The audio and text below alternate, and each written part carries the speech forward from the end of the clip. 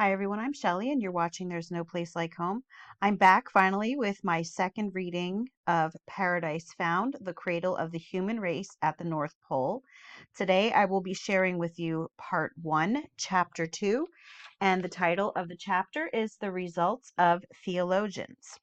Now I know I said that in the first video about this book that I would not do as much commentary as I had on the Smoky God, just because it is a much longer book and it's just going to be a much longer process in recording these videos. But there were several people that said that they really enjoyed my commentary. So you know what? If anyone invites me to talk, I will surely do that because I have lots of opinions. So I will be adding more commentary than I did in the first video. And I hope you enjoy this. Some have placed it in the third heaven, some in the fourth, in the heaven of the moon itself, on a mountain near the lunar heaven, in the middle region of the air, out of the earth, upon the earth, beneath the earth, in a place that is hidden and separated from man. It has been placed under the northern pole, in Tartary, which I find very interesting. Here I'm already interjecting my thoughts here about Tartary, because this book was written in 1885. So he is associating, or not particularly the author, but the author of this quote, Bishop Hewitt, which I will be telling you again shortly.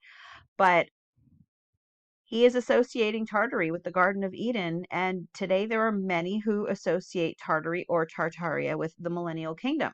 So I find that very interesting that even back in 1885, not only was Tartary known, but he is associating it with the Garden of Eden. I'm going to continue though. It has been placed under the northern pole in Tartary, or in the place now occupied by the Caspian Sea. Others placed it in the extreme south, in the land of fire, others in the Levant, or on the shores of the Ganges, or in the island of Ceylon. It has been placed in China, or in an inaccessible region beyond the Black Sea, by others in America, in Africa, etc. Bishop Hewitt. So suffice it to say, there are many, many, many ideas of where the Garden of Eden may in fact be. Continuing on. An ein Resultat, das auch nur einigermaßen befriedigte, ist nicht zu denken. And that's from Wetzer und Welter, Kirchenlexikon. And in English, that means a result that was even somewhat satisfying is out of the question. Theologians, Christians, and Jewish, have in all ages differed, and irreconcilably differed, as to the location of the cradle of the human race. The evidences of this are so well known, or so easily accessible to every intelligent reader, that they need not be adduced in this place. The fathers and theologians of the early church and of the Middle Ages held many curious and conflicting opinions upon the subject. Some, following the allegorizing method of Philo, interpreted the whole narrative in Genesis as a parable, setting forth spiritual things. Eden was not a place, but a state of spiritual blessedness. The 4 rivers were not rivers, but the 4 cardinal virtues, etc. The majority, however, held to the historic character of the narrative, and to the strictly geographical reality of Eden. To the question of its location, numberless were the answers. Often it was in the Far East, beyond all lands inhabited by men. Sometimes it was thought of as perhaps within or under the earth, in the regions of the dead. And I'm just going to interject that reminds me of the book that I just read aloud here on my channel, The Smoky God. Sometimes it was neither on nor below the earth, but high above it, in the third heaven, or some way associated with the lunar orbit. Again, it would be stated that there are 2 paradises, a celestial and a terrestrial one, the one in heaven and the other on the earth. Now, I'm just going to say that according to Timothy Alberino, he hypothesizes that the Garden of Eden and heaven are actually one and the same. They are both the same paradise. And at the very least, there is some sort of portal in the Garden of Eden to get to the place where we might call the Garden of the Gods. Gods as in the Elohim, not as in like Greek gods and Norse gods and all of that, but as in the Elohim, the sons of God. Tertullian, conceiving of the torrid zone as the flaming sword, which turned every way to keep the way of the tree of life, Genesis 3:24, placed Eden beyond it, in the southern hemisphere. Now it was at the bottom of the sea, or again it held a position midway between earth and heaven. Anon it was on the summit of a miraculous mountain, which rose to the height of the moon. Of this mountain only the base was washed, when by the waters of the deluge all other mountains were covered. It was conceived of as rising in 3 gigantic stages to its stupendous height. All kinds of marvelous plants and precious metals and gems adorned it. But its supreme adornment was a divine river, which, starting from the throne of God in the highest heaven, descended to the holy garden on the mountain's head, and thence parting into 4, after watering and beautifying the whole mountain in its descent, gradually lost more and more of its celestial taste and vivifying virtues, and became the water system of the habitable globe.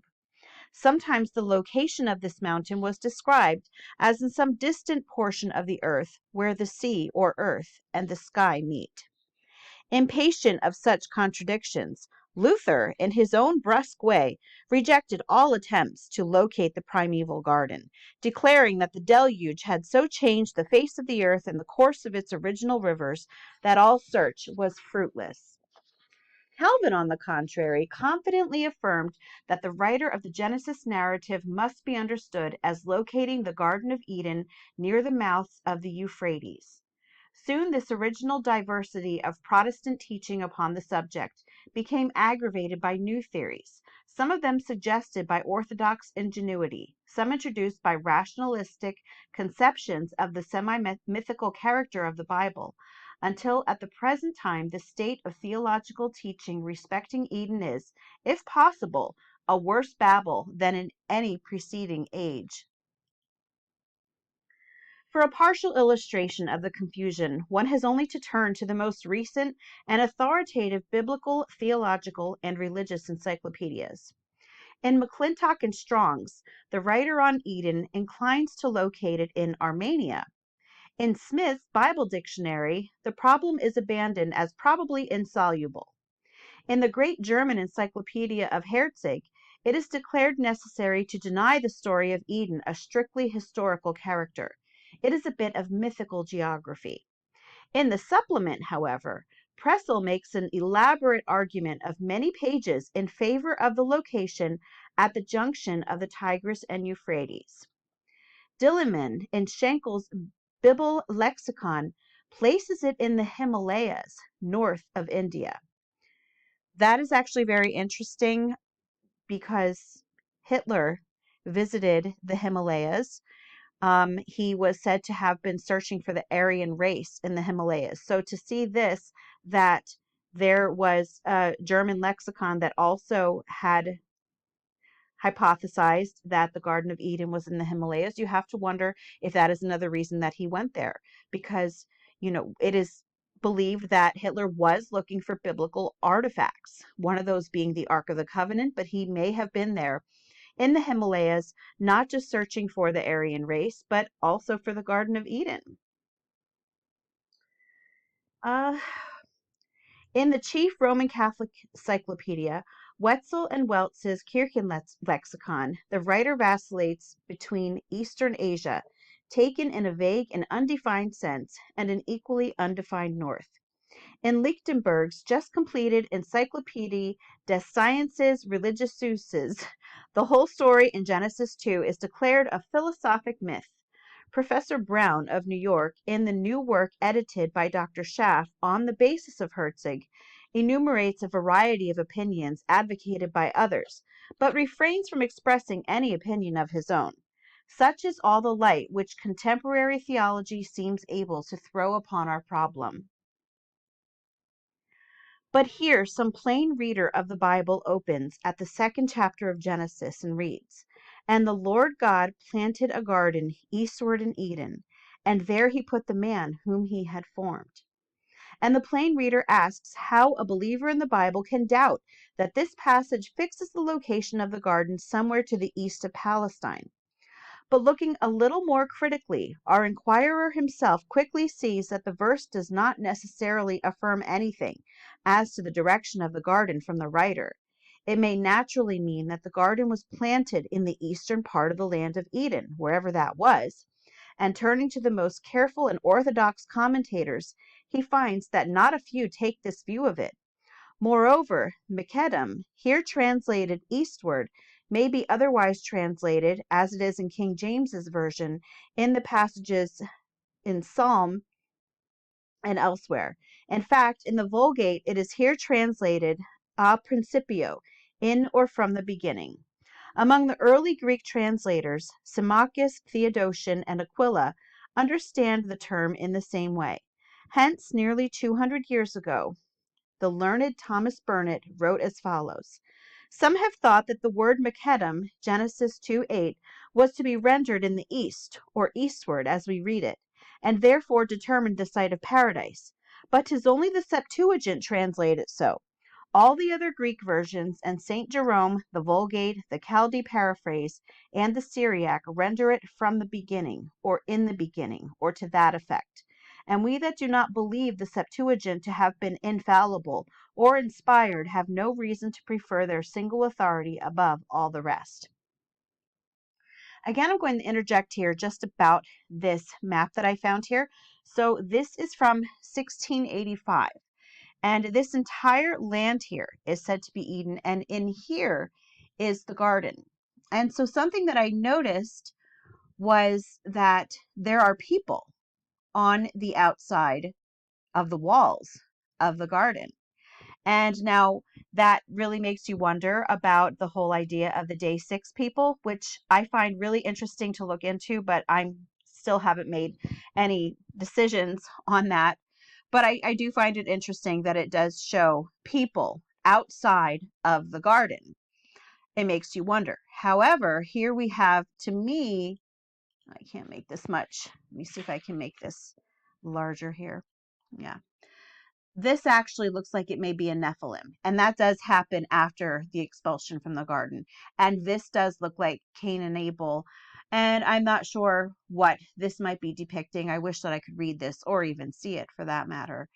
But it could also just be showing other things that happened in Eden after the actual expulsion of the garden.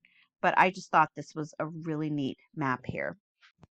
Continuing on, it says, the same writer says again, "We may safely say that none of the Christian fathers, Latin or Greek, ever placed paradise in Mesopotamia. That is a conceit and innovation of some modern authors, which hath been much encouraged of late, because it gave more ease and rest as to further inquiries in an argument they could not well manage." As to the new source of evidence opened up by the decipherment of the cuneiform inscriptions, Lenormant says that in none of these, so far as yet deciphered, has anything been found indicating that the Chaldeo-Babylonians believed that their country was the cradle of the human race. "But the 4 rivers," says our inquirer, and he reads verses 10 to 14, "And a river went out of Eden to water the garden, and from thence it was parted, and became into 4 heads. The name of the first is Pison, and the name of the second river is Gihon, and the name of the third river is Hiddekel, and the 4th river is Euphrates." Surely here in the 4th river we have one undeniable landmark.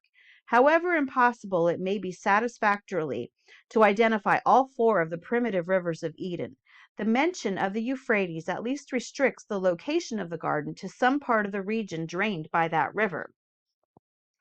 Consulting the theologians, however, our investigator finds a great variety of serious objections urged against this short and easy method of settling the controversy. First, he is told that some biblical critics have expressed doubt as to the genuineness of the verses, and that as earnest a defender of the Bible as Mr. Granville Penn considered the whole passage an interpolation. Secondly, he learns that Parath, or Phrath, the Hebrew name of the river, is from the older form Barati, or Paratu, a word believed to signify the broad or the deep. Of course, such a descriptive term may well have been the name of more than one ancient river, just as Broad Brook is the name of many an American stream. Indeed, in his learned book, Les Berceaux de l'Espace Humain, Aubry shows that in ancient times, Frat or Euphrates was the name of one or possibly two of the rivers of Persia. One of these in Pliny's time still bore the name in the hardly changed form Euphrates. Lenormant says he does not hesitate to consider the Frath of the Chorda Avesta identical with the Persian river Helmand. Africa also had its sacred Euphrates. If therefore the passage in Genesis is genuine, and Moses wrote of the Frath, it is not absolutely certain what broad or abounding river he had in mind. Moreover, in any case, the Euphrates of Mesopotamia is not one of four equal offshoots into which the one river proceeding out of Eden divided itself according to the statement of the text. Its source is not from another river at all, but from ordinary mountain springs. Thirdly, it must not be forgotten, our friend is told, that all peoples coming into a new country love to name their new rivers and towns after the loved and sacred ones they have left in the elder home. The Thames of New England perpetuates the memory of the Thames of Old England. It is very seldom indeed, says a late writer, that a river has no namesakes. Very possibly, therefore, the Frath of Mesopotamia may have been named for some elder river of the antediluvian world, wherever that may have been. That it was so is the firm belief of various learned writers. So what you're looking at here is a photo from Bethlehem. Is this the Bethlehem that Jesus was born in? No, it is not. This is a photo of Bethlehem, Pennsylvania. So this is just one example of exactly what they were talking about. There are many, many places that are named after beloved other locations. Just in my area alone, in my neck of the woods, we have a Bethlehem, a Nazareth, an Egypt, and an Emmaus. And that's just me thinking off the top of my head. And even if we look at things like New England, New York, all of these places, Maryland, they're all named after other places or after people. So that's something that could very well have been happening with the Euphrates. It may not have just been one location or one specific river. There may have been multiple rivers with that name, and they may have been named after one original one. Continuing on, it says, fourthly, continued the theologians, the language of Ezekiel and of Proverbs shows that poetic and symbolical applications of the name and images of Eden were common. And if the Hebrews named one of the watercourses at Jerusalem Gihon in commemoration of one of the four paradise rivers, it is not irrational to suppose that the inhabitants of Mesopotamia may have called their chief stream in honor of another of the four. Lenormant, Grill, Aubry, and others support this view. They might have rendered the probability still stronger by calling attention to the fact that the oldest name of Babylon, Tintirki, was of the same commemorative or symbolical character and signified the place of the tree of life.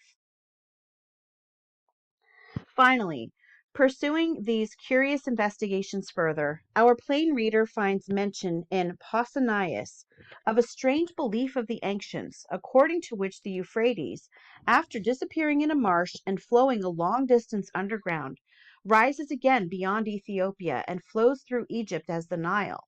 This reminds him of the language of Josephus, according to which the Ganges, the Tigris, the Euphrates, and the Nile are all but parts of one river which ran round about the whole earth, the Okeanos River of the Greeks. And he wonders whether the old Semitic term from which the modern Euphrates is derived was not originally a name of the general water system of the world, a name of that ocean river which Aristotle describes as rising in the upper heavens, descending in rain upon the earth, feeding, as Homer tells us, all fountains and rivers and every sea, flowing through all these watercourses down into the great and broad equatorial ocean current which girdles the world in its embrace, thence branching out from the further shore into the rivers of the underworld, to be at last fire purged and sublimated, and returned in purity to the upper heavens to recommence its round. And just as he is wondering over the question, he finds that some of the Assyriologists, in their investigation of pre-Babylonian Akkadian mythology, have found reason to believe this surmise correct, and to say that in that mythology the term Euphrates was applied to the rope of the world, the encircling river of the snake god of the tree of life, the heavenly river which surrounds the earth. Furthermore, as he turns back to the pages of Hyginus and Manilius and Lucius Ampelius, and reads of the fall of the world egg at the beginning into the river Euphrates, he perceives that he is in a mythologic and not a historic region. And when he lights upon a mutilated fragment of an ancient Assyrian inscription, in which the descriptions of the visible and invisible world are mixed up together, and in which the river of the life of the world is designated by the name Euphrates, he quickly concludes that it will not do to take the term Phrath or Euphrata as always and everywhere referring to the historic river of Mesopotamia. Hitherto, then, the results of the theologians as to the location of Eden are purely negative and mutually destructive. It would be difficult, says one of their number, to find any subject in the whole history of opinion which has so invited and at the same time so completely baffled conjecture as this. Theory after theory has been advanced, but none has been found which satisfies the required conditions. The site of Eden will ever rank with the quadrature of the circle and the interpretation of unfulfilled prophecy, among those unsolved and perhaps insoluble problems which possess so strange a fascination. And that is the end of today's chapter. I'm hoping to get the next one out within the next couple of weeks. I have a lot going on right now, so I'm trying to keep them coming as soon as I can. But like I said, this is going to be a long-term project to finish these books. But I do have a playlist. I started a playlist, so you can always go back at any point and just listen to the ones that you may have missed once I do record them. But anyway, for now, if you like this video, give it a thumbs up. If you haven't subscribed and would like to hear more of what I have to say, I would love if you would do that. If you have any questions or comments, you can leave one either here or over on Instagram. And if you like my work, you can check out either my Patreon page or my YouTube membership and see what you can find there. And I hope you have a great day.